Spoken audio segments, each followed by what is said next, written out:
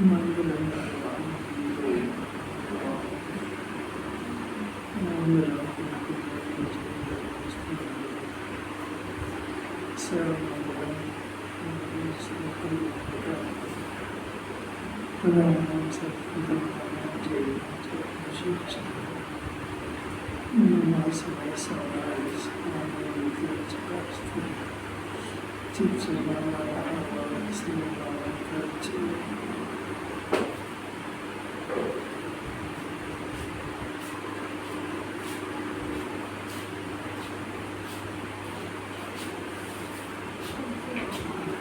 हाँ पढ़ो। सहज शुद्ध दशा को विकल्प करके नहीं बनाए रखना पड़ता। यदि विकल्प करके बनाए पड़े तो वह सहज शुद्ध दशा ही नहीं है। और बढ़ती हुई सहज दशा को जारी रखने के लिए कोई अलग से पुरुषार्थ करना नहीं होता, क्योंकि बढ़ने का पुरुषार्थ करता है जिससे वह दशा तो सहज ही बनी रहती है। बढ़िया बात है। आत्मा से जो प्रेम होता है उसको पहले विकल्पात्मक दशा में समझते उसको, तो विकल्प कर करके समझना पड़ता है। आत्मा अद्भुत है, अनादि अनंत है, एक रूप है, सुख की खान है, उत्पाद में भोग है, ये सब याद कर करके विकल्प कर करके करना पड़ता है। पर जब आत्मा का अनुभव होता है तो दशा प्रेम की सहज बनी रहती है, उसको विकल्प कर करके नहीं बनाना पड़ता है। पहली दशा के अंदर ऐसा कर्म भले होते ही ऐसा, उसके बाद जब प्रेम सहज हो जाता है तो भगवत दशा सहज धारा प्रवाह चलती है। जैसे बच्चा होता है ना, माँ को बच्चे के प्रति विकल्प कर करके प्रेम करना पड़ता है कि सहज उमड़ता है अंदर से, सहज ही उमड़ता है उसको अंदर से। वो कोई भुलाए तो नहीं भूलता। वो जो दशा अंदर से उत्पन्न होती है वो दशा सहज होती है, जो ऊपर से थोड़ी जाती है वो ज़्यादा टिकती है। इसीलिए इसको आत्मा के विकल्प, आत्मा का विचार ज़्यादा देर नहीं चल पाता है, क्योंकि वो सहज नहीं होता है। ये घोड़ घोड़ के उसको कितना टिकाएगा उसको। अंकित कोई उत्तर समझ में आ रहा है? जो झाड़ पे जो फल लगता है उसके अंदर जो मिठास आती है वो सहज आती है, क्योंकि वो अंदर से आती है। और ऊपर से कोई मिठास डाला तो कितने देर टिकेगी।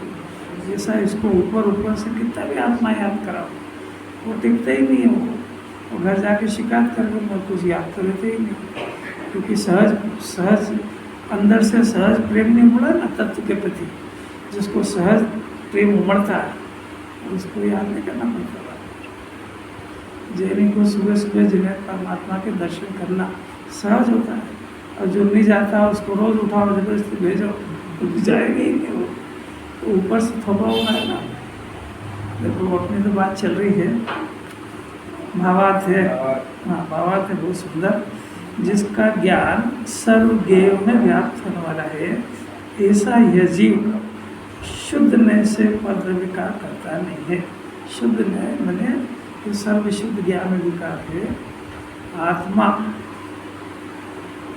पहले आत्मा का स्वरूप समझना चाहिए अच्छी तरह से, कि आत्मा में एक ध्रुव पदार्थ है, चैतन्य पदार्थ है। ये चैतन्य पदार्थ अनादि अनंत एक रूप शुद्ध वस्तु है। इसमें किसी तरह का परिणमन नहीं होता है। और इसी का एक दूसरा हिस्सा ऊपर जो दशा है वो परिणमती हुई दशा है। वो परिणमती हुई दशा को पर्याय देते हैं। अब क्या हुआ कि आत्मा ध्रुव रूप से तो अकर्ता है, परंतु इसकी बदलती हुई इसी की दशा के अंदर कर्ता बुद्धि नाम की बीमारी है। इसके 3 बीमारी के नाम लेते हैं। आत्मा ध्रुव, अकर्ता, अपरिणामी होने पर भी, ये बात तो हृदय में बिठा लेना चाहिए। इसको आत्मा की तो ये मेरा स्वरूप है। ध्रुव सत्ता, अकर्ता होने पर भी ये वस्तु स्वरूप है। ये हर जीव का है, निगोद से लेकर सिद्ध भगवान तक हर आत्मा का ऐसे स्वरूप है। अकर्ता है, अपरिणामी है, ध्रुव है, अनादि अनंत है, अपरिवर्तनशील है, उस अनंत गुणों को पी कर के बैठा है, अपनी सत्ता को लिए विराजमान है, गायक है। सिद्ध भगवान भी इसी में रमते हैं। ये तो हुआ हर आत्मा का स्वभाव और हर आत्मा का स्वरूप, ये हुआ एक पोर्शन। इसी को आत्मा कहते हैं। इसी की श्रद्धा करने का नाम सम्यक दर्शन है, इसी के ज्ञान करने का नाम सम्यक ज्ञान है, और इसी में स्थिर रहने का नाम सम्यक चारित्र। ये हुआ एक पोर्शन। अब इसकी बदलती हुई दशा जिसको पर्याय कहते हैं, उस पर्याय में सब विपरीतता चल रही है कि उसके अनंत गुण जो द्रव्य में भरे हुए, उसमें जो श्रद्धा नाम का गुण है, वो श्रद्धा नाम का गुण इसी श्रद्धा स्वरूप आत्मा की श्रद्धा नहीं करके अन्य पदार्थों में अहंपना करके उनकी श्रद्धा करता है। ये इसमें विपरीतता हुई। श्रद्धा इसी का गुण है, उसी की बदलती हुई दशा है। उसकी दशा में इसको अपने त्रिकाल ध्रुव ये मैं हूँ ऐसी श्रद्धा करने के बजाय ये श्रद्धा का समर्पण अन्य पदार्थों में चला गया। राग में, शरीर में, अन्य पदार्थों में जो दिखता है उसके मेरापना, ये श्रद्धा का कर्तापना, श्रद्धा की विपरीतता।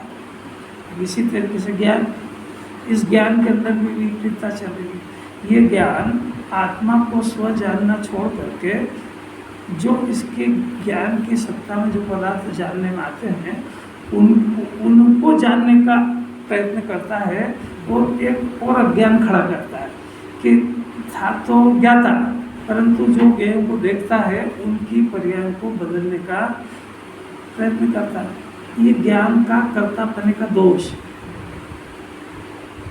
तीसरी बात है, आत्मा चारित्र की बात है। चारित्र में चारित्र गुण आत्मा का है और वो सुख का धाम है, सुख का बना हुआ है, सुख उसमें लबालब भरा हुआ है। तो चारित्र गुण की पर्याय अपने सुख स्वभाव में तो सुखी होती नहीं, भोगती नहीं है, और अन्य जो पदार्थ जगत के हैं जो ज्ञान के सहारे से जानने में आते हैं, उन पदार्थों में सुख की कल्पना करके उनमें सुख भोगता है। ऐसा इसको भ्रम हो गया। ये तीन विपरीतता इसी आत्मा में चल रही है। इसी का नाम अज्ञान है और इसी की गहन महिमा है कि आत्मा शुद्ध होते हुए भी बनता है। आपको कोई बात समझ में आई होगी? ज्ञान स्वभावी आत्मा के अंदर है, अज्ञान भी अंदर है। अज्ञान में कर्ता क्या है ये भी नक्की कर रहे हैं। ये जो पोर्शन है कि जिसमें कुछ नहीं होता है उसको सर्व विशुद्ध कहते हैं। अधिकार है सर्व विशुद्ध ज्ञान अधिकार। ज्ञान है ना आत्मा, और आत्मा सर्व विशुद्ध है बिल्कुल।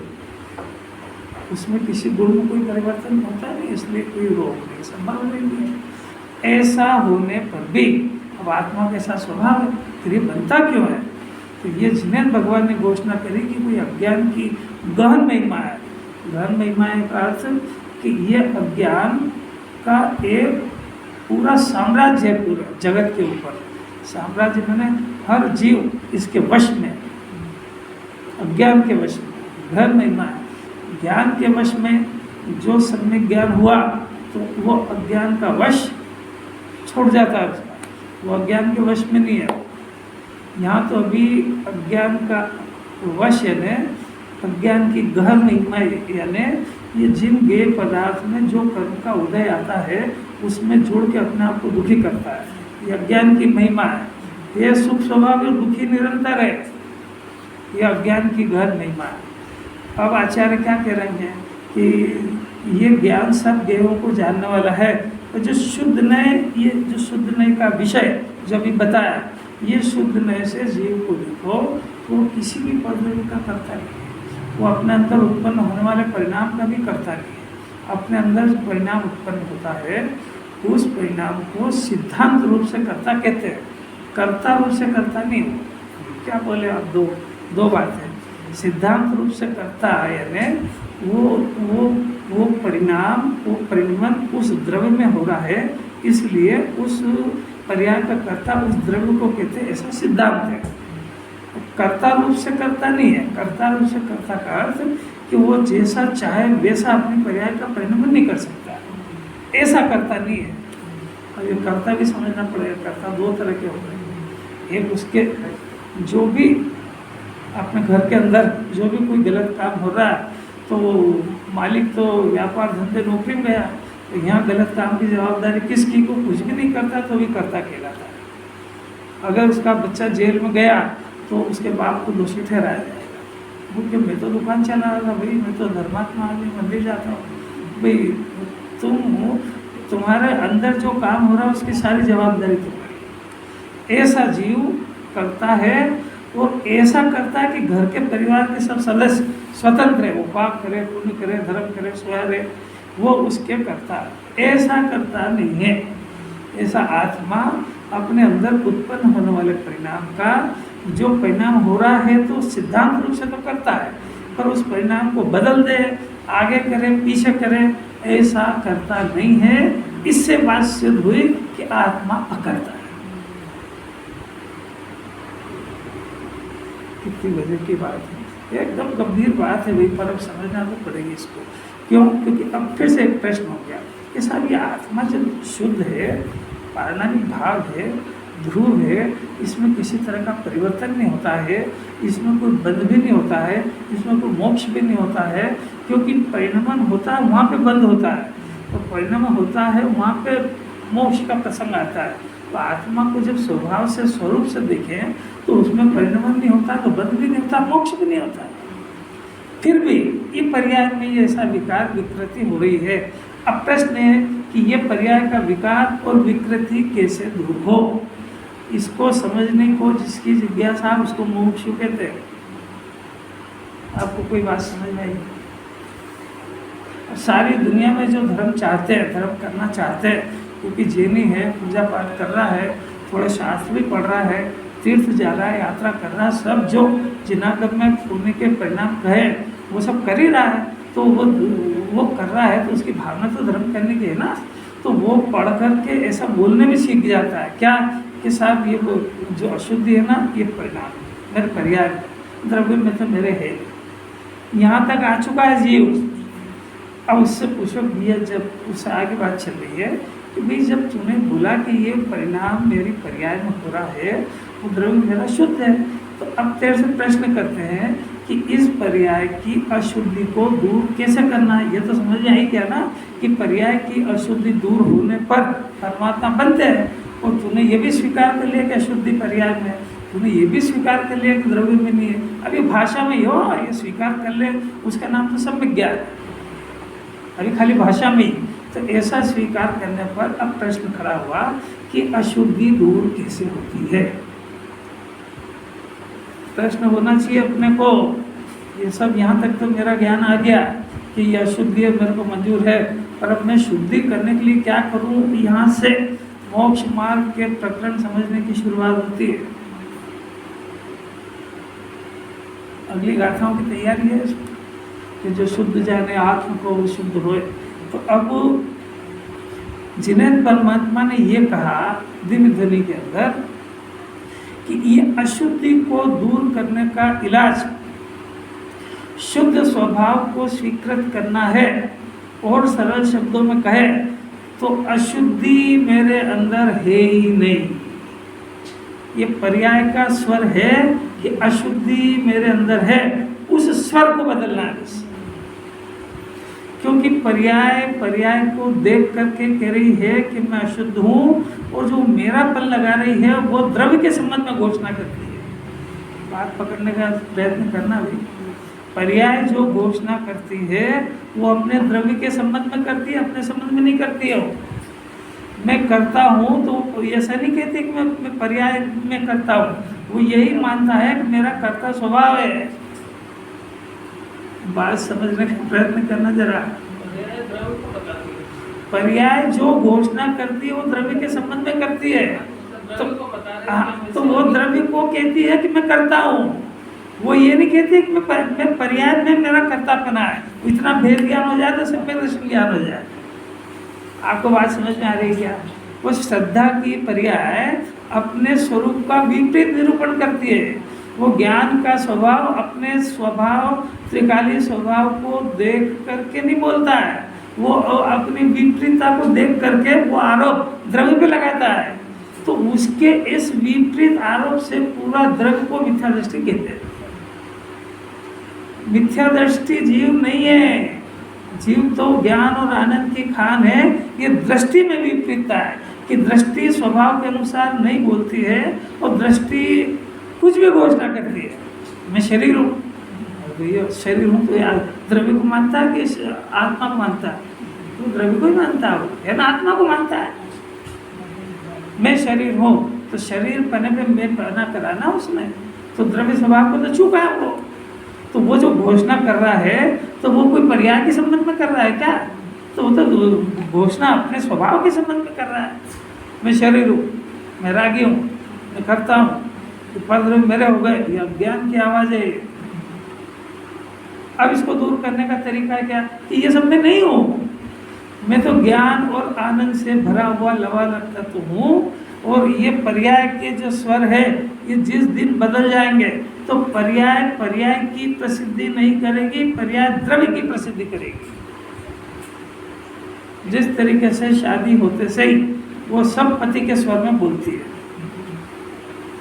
पति का ट्रांसफर होएगा तो वो कहती है हमारा हुआ, मैं वहाँ जा रही हूँ, ये नौकरी तो वो करते हैं, उसके सब स्वर बदल जाते हैं। हम पहले अशुद्ध रूप से प्ररूपित करती थी, अब शुद्ध रूप से करेगी। पहले पर्याय अशुद्ध रूप से अपने आप को प्ररूपित करती थी द्रव्य को, बिल्कुल नहीं, अब द्रव्य को अशुद्ध रूप से प्ररूपित बिल्कुल नहीं। पर्याय पहले जो परिणति और इनको देख करके जो प्रसिद्धि कर रही थी तो वो विपरीत थी, उसका नाम अशुद्धि है। और जब वो स्वभाव को देख करके इसकी घोषणा करती है तो परिणत शुद्ध हो गया, तो शुद्ध हो गई वो पर्याय। तो पर्याय में तो कुछ करा ही नहीं उसने। पर्याय का तो मुख पहले ये संयोगों की तरफ था, तो वो संयोगों को देखकर अपने द्रव्य को अशुद्ध कहती थी, तो वो अशुद्ध कहती थी, उस दशा का नाम अशुद्धि है। द्रव्य को अशुद्ध मान रही थी। हाँ, तो ये अशुद्ध मान लिया ना, तो इस मानने का नाम अशुद्धि है। अब क्या बदला वो? तो बदला तो जैसी वस्तु है अनादि अनंत, कैसी है कि जैसी केवली ने देखी, और वैसा इसका स्वर हुआ, ये शुद्धि हो गई, तो उसका स्वर भी शुद्ध हो गया। ये स्वर शुद्ध होने का नाम शुद्धि है। ये पहले अशुद्धि थी और अब शुद्धि हो गई, इतनी ये बात। अब वो घोषणा के हिसाब से शुद्ध अशुद्ध हुई। पहले वो उल्टी घोषणा करती थी, घर में सब ईमानदार थे तब भी अपने घर को चोर कहता था। अब घर में तो पहले से ही, उसका तो बहुत बढ़िया उदाहरण दिया। तो वो जो सीता जी थी ना, तो सीता तो स्वभाव से पवित्र थी और पर्याय में भी इतनी पवित्र थी, तो उसको कोई इस बात की अपनी शुद्धता को सिद्ध करने के लिए अग्नि परीक्षा की जरूरत थोड़ी थी। वो तो हो गई, ले लिया उन्होंने, उसको क्या शंका है। तो वो जब अग्नि परीक्षा हो गई और वो पवित्र घोषित हुई, और उसके बाद रामचंद्र जी ने कहा कि भाई चलो घर चलो, तो उसने कहा कि मेरी पवित्रता की मेरे को परीक्षा देने की जरूरत नहीं थी, ये परीक्षा के बाद में पवित्र हुई कि पहले से ही थी। गजब हो गया ना। तो इस पर्याय ने इस द्रव्य को स्वीकार करा, तब द्रव्य शुद्ध हुआ कि द्रव्य पहले से शुद्ध है। गजब हो गया। पर इस शुद्धता को स्वीकार करते से ही ये जो शुद्धि हुई, तो शुद्धि तो पर्याय में हुई, और ये पर्याय में जो शुद्धि हुई तो ये पर्याय अब द्रव्य के रूप में आवाज करती है। पहले ये जो संयोग को देखा, राग तो मैं रागी हूँ, शरीर तो मैं मरने वाला हूँ, शरीर तो मैं क्षणिक हूँ, मैं नाशवान हूँ, मैं बीमार हो गया, मैं स्वस्थ हो गया, ये जो घोषणा हुई, ये घोषणा ये द्रव्य के बारे में कर रहा है। और ये घोषणा जब भी द्रव्य ऐसा नहीं है तभी तो इसके परिणामों का नाम अशुद्धि है। और इस अशुद्धि कहो, मिथ्या दर्शन कहो, मिथ्या ज्ञान कहो, मिथ्याचारित कहो, ये सब एक ही बात है। अब जब ये पर्याय का मुख अपने द्रव्य की तरफ हुआ और उसने द्रव्य को तो ऐसा देखा कि जैसा पहले सुना था दिव्य ध्वनि में वैसा अंदर में पाया, और पाया और इसका स्वर बदला तो अब ये कहता है मैं अनादि अनंत हूँ। ये मति शुद्ध ज्ञान, शैवशम ज्ञान, अवधि ज्ञान ये मैं नहीं हूँ, केवल ज्ञान भी मैं नहीं हूँ, केवल ज्ञान का पिंड में हूँ, तो पर्याय दृष्टि बदलनी नहीं। तो अब इसकी जो घोषणा हुई अपने द्रव्य के अनुसार, जैसी वस्तु है वैसी घोषणा हुई। तो पहले ये पर्याय अपने को कर्ता मान रही थी, अब इसने देखा शुद्ध में से अकर्ता ही हूँ, शुद्ध स्वभाव से अकर्ता ही हो। अब कर्ता बुद्धि का जन्म क्यों हुआ कि अकर्ता को भूलने से कर्ता बुद्धि खड़ी हुई।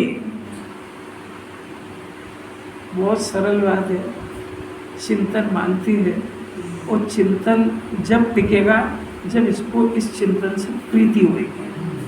अगर इसको ये चिंतन घर पर नहीं होता है तो इसको खाली सुनने का शौक है, प्रीति नहीं है इससे।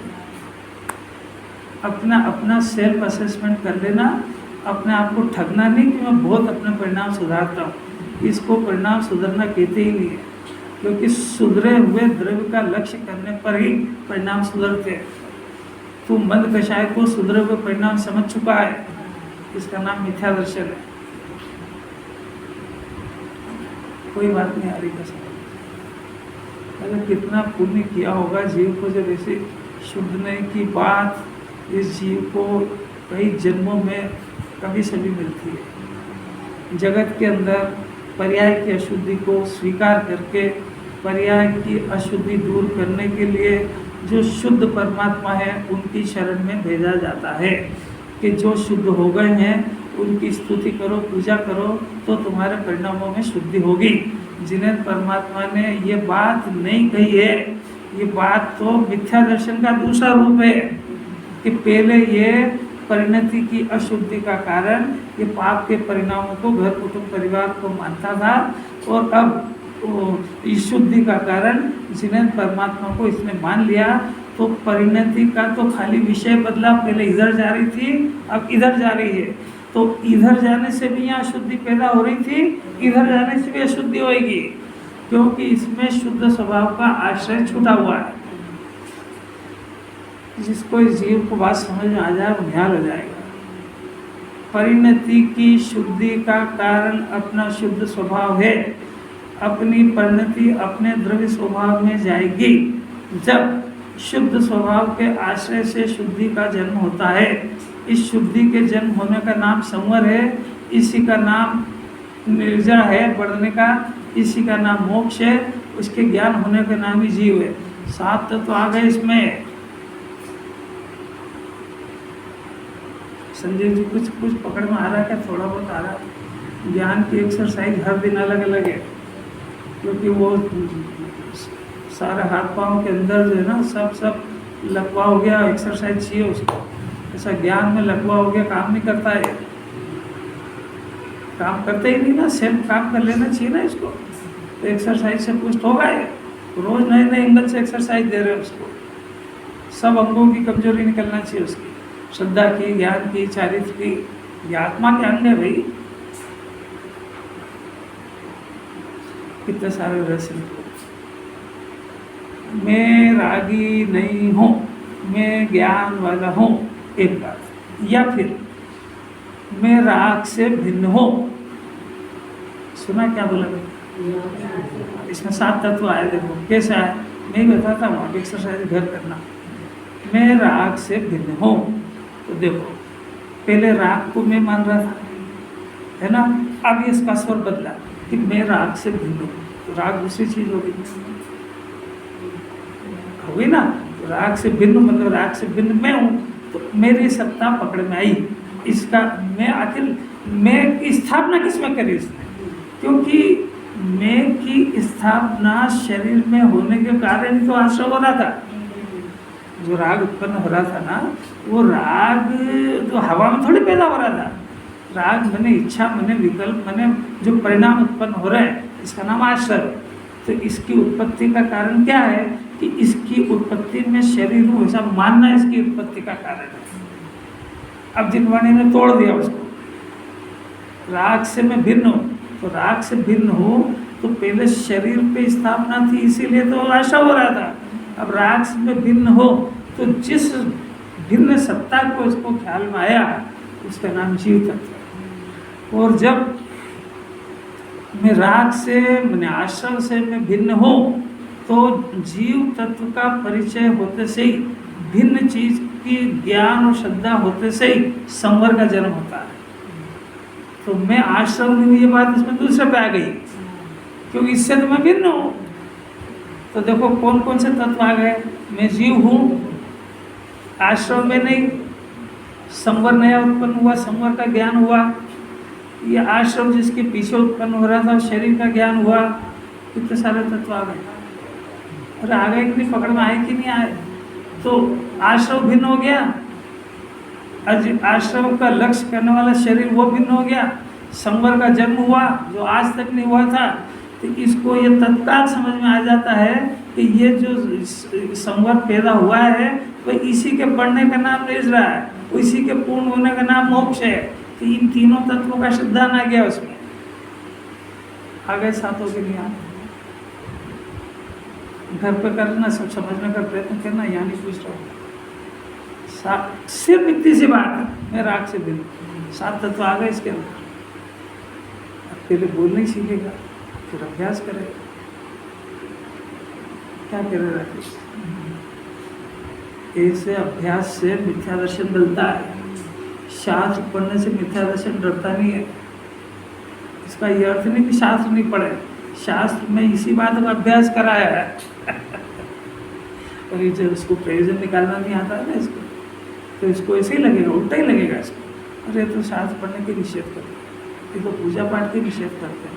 अरे भाई वहाँ पर खड़े रह करके ये काम होएगा, वहाँ देखेगा शांति से। तो अरहंत भगवान जिसमें लीन है उसको आत्मा कहते हैं, और वो आत्मा में लीन होने से आनंद सुखी है। और तेरे को इतना ही समझना है बस कि तू जिसमें लीन है उनसे तेरा कोई वास्ता नहीं है। अब तुम काय में लीन हो, पता है आपको काय में लीन हो? इसकी दुनिया आजीव और आश्रय है बस। पंद्रह को अपना मान लिया और आश्रय में डूब गया। 2 टकरी बात क्यों नहीं समझ में आती उसकी? जिन्हें भगवान ने तो घोषणा कर दी कि देखो ये जीव जो है शुद्ध में से पंद्रह का करता नहीं है, फिर भी उसको कर्म का बंद हो जाता है। इसे कोई अज्ञान की घर महिमा है जिसका पार ही नहीं पा रहा आज तक, द्रवलिंग की पार नहीं पा। अब कुंदाचार और स्पष्ट करते हैं आखिर अज्ञान इतना गहन है, तो आचार्यों के समझा बगैर तो समझ में नहीं आएगा। फिर से लगाते 2 गाथा देते आचार्य, पढ़ो।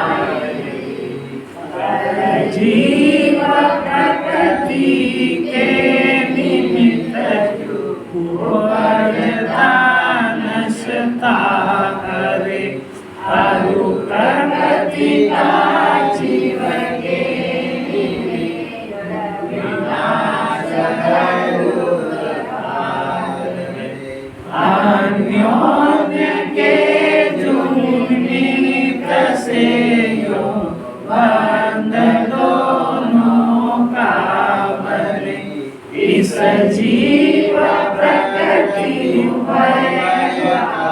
संसार। बहुत अपूर्व गाथा है, बहुत अलौकिक गाथा है, अज्ञान को दूर करने की गाथा है। आचार्य हर जगह एंगल बदलते हैं, कभी समय ज्ञान की गाथा देते हैं, तो कभी मोक्ष की देते हैं, तो कभी अज्ञान की देते हैं। कैसा आप लोग चेतक यानी आत्मा प्रकृति के निमित्त से उत्पन्न होता है और नष्ट होता है। तो ये प्रकृति किसको कहते हैं? कि कर्म के उदय को प्रकृति कहते हैं। कर्म का ही दूसरा नाम प्रकृति। एक बात, अब जीव उत्पन्न होता है और नष्ट होता है, तो जीव तो अनादि अनंत है, ध्रुव है। ये उत्पन्न होता है, नष्ट होना, ये आपने कहाँ से डाल दिया इसमें? कि पर्याय में विकार उत्पन्न होता है, रागादि का परिणाम होता है, निर्विकल्प दशा होती है। कि पर्याय में जो परिणाम होता है ये एक समय का है, ये उत्पन्न होता है, नष्ट होता है। इसको उत्पन्न होना और नष्ट होना कहते हैं। बात समझ में आई क्या? जीव के त्रिकाल शुद्ध को कायम रख करके पर्याय की सिद्धि करते हैं। कि पर्याय में जो विकार उत्पन्न हो रहा है, पर्याय में विकार नष्ट हो रहा है, विकार नष्ट होकर फिर विकार होता है। यानी पहले कभी क्रोध रूप परिणाम हुआ, क्रोध का उत्पाद, क्रोध का व्यय, मान का उत्पाद, मान का व्यय, लोभ का उत्पाद, ऐसा विकार रूप परिणाम करता है। कभी इसकी होनार अच्छी हो और ये अशुद्ध रूप परिणमन की जगह शुद्ध रूप परिणमन करे तो जीव उत्पन्न होता है। मतलब ये जीव ही उत्पन्न हो रहा है। मिथ्यात्व का व्यय, सम्यक दर्शन का उत्पाद, ये जीव उत्पन्न हुआ है। तो जब मिथ्या दर्शन का व्यय हो और सम्यक दर्शन का उत्पाद हो, वो उस दिन जीव का जन्म हुआ, गर्भ कल्याणक और जन्म कल्याणक हो गए। परिणाम से अभेद द्रव्य का उत्पाद में हाँ, तो है ही ना, पर्याय द्रव्य के साथ अभेद है। भेद भी अभेद भी, भेदा भेद है वस्तु स्वरूप, भिन्न भी और अभिन्न भी है। ऐसी बात समझ उसको जन्मदिन बनाना हो ना, तो सम्यक दर्शन जिस दिन होगा उस दिन जीव का जन्म हुआ, क्योंकि जिस दिन इसने अपने को जीव माना उसी दिन तो जीव का जन्म हुआ। जब तक जीव अपने को नहीं माना तो शरीर अपने को माना, तो जन्मेगा मरेगा ही सही। तो जिसको जन्मदिन मनाएगा मरने की चिंता होगी सही। हर कोई पूछेगा कितने साल का हो गया, तो कहेगा अब तो 5 ही बचे, अब तो 10 ही बचे।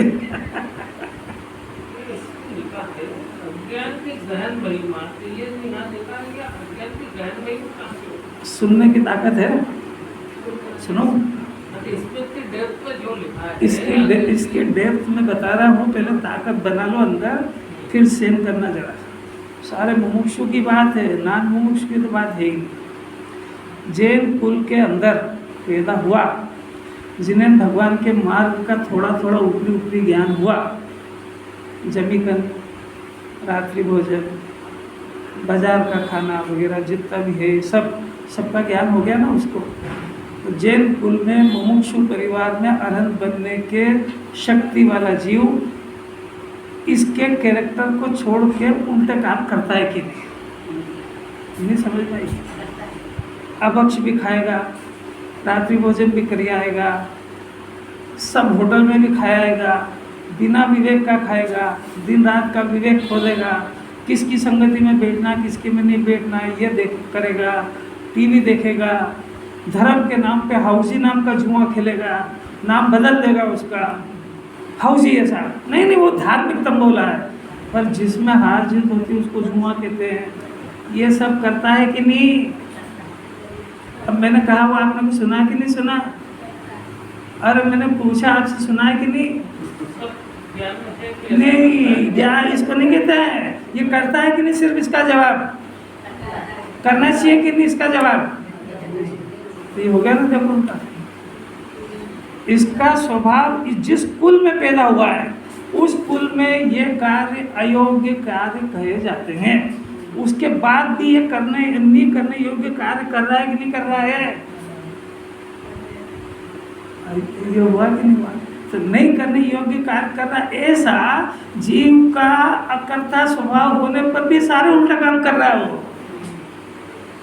अभी मैंने तो 2-4 सिंपल बताया, बाकी आपको सबको सब ज्ञान है कि अपन जो कर रहे हैं वो योग्य है कि अयोग्य। क्या कह रहे राकेश? जिन्हें भगवान की आज्ञा है, बोलो हम आज्ञा मानते हैं कि शरीर को अपना नहीं मानना, परद्रव्य को अपना नहीं मानना, हम मानते हैं जिन्हें भगवान की आज्ञा, उसको ताक में रख के तो बैठे। एक समय भी पर का चिंतन छूट ही नहीं रहा है, तो नहीं मानने पर भी मानने रूप एक अयोग्य काम हो रहा है कि नहीं? तो ये कुल से विपरीत हो गया ना।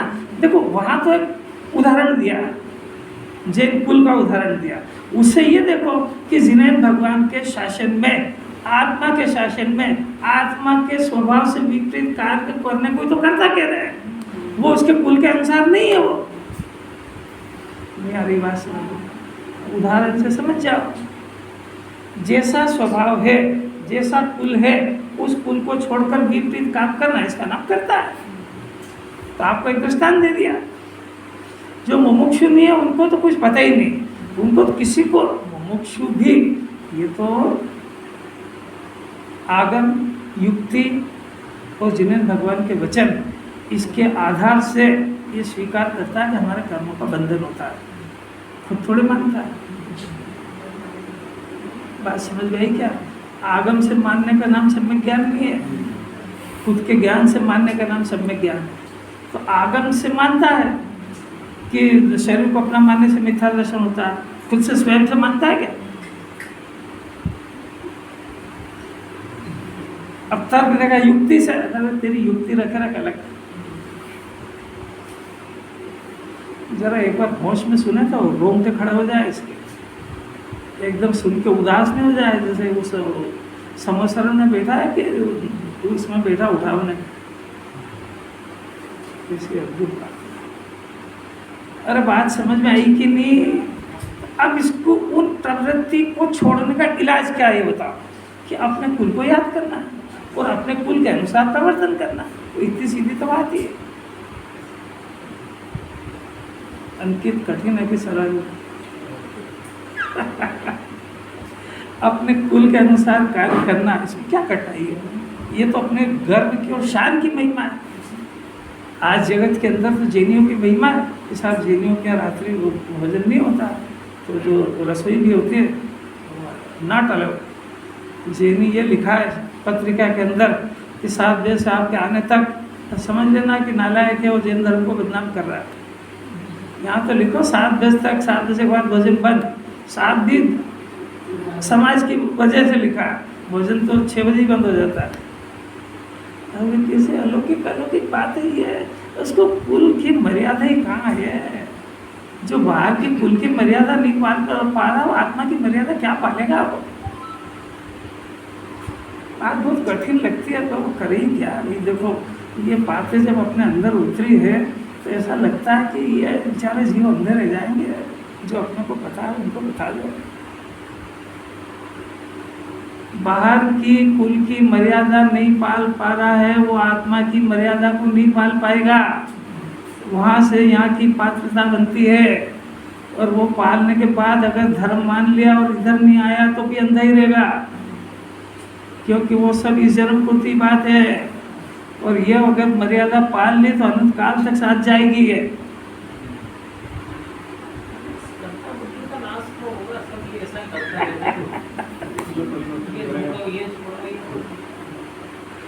ये जो जगत में बात चलती है उससे बिल्कुल नहीं आ रही है। उसको तो पहले चौकड़ी लगा दो कि यहाँ वो बात नहीं मिलेगी। यहाँ जो बात मिलेगी वो जिन्हें भगवान की दिव्य दिव्य से आई हुई बात मिलेगी। तो बाहर के त्याग का स्वरूप भी सुन लो। यहाँ पर ब्रह्मचर्य महाव्रत पालन करने के बाद, सम्यक दर्शन के बिना हो, ब्रह्मचर्य महाव्रत पालन करने के बाद वो सारे जिनागम के अनुसार जितने 84,000 शील के दोष, उन सबसे बच के ब्रह्मचारी है, वो भी अगले जन्म में कई रानियों के साथ रमता हुआ दिखेगा, क्योंकि बाहर के त्याग का ऐसा ही फल होता है। और एक बार अगर उसको सम्यक दर्शन ज्ञान चारित्र हो गया तो वो दिखेगा भले ही, पर वो आत्मा में सुख है इस बात को छोड़ता नहीं है, क्योंकि आत्मा तो वही है। कि कोई कपड़े बदल देने से कषाय कम हो जाती है, तो शरीर बदलने से कोई कषाय कम हो जाती है। ब्याह शादी में अच्छा एकदम टीप टाप हो जाए, वो सबसे मीठा मीठा बोल दे, तो क्या मायाचारी अंदर की खत्म हो जाती है क्या?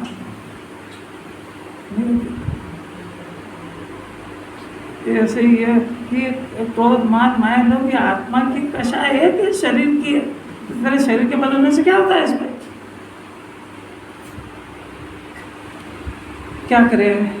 अभी तो खाली एक चेतक अर्थात आत्मा प्रकृति यानी कर्म के उदय के निमित्त से उत्पन्न होता है, यानी जैसा कर्म का उदय हो वैसा परिणाम कर लेता है और फिर वो नष्ट होता है। फिर भी प्रकृति भी चेतक अर्थात आत्मा के निमित्त से उत्पन्न होती है। दोनों कर्म के उदय अनुसार इसमें परिणमन होता है और इसके परिणमन के अनुसार कर्मों में बंधन होता है। ये चर्चा अब कल चलेगी।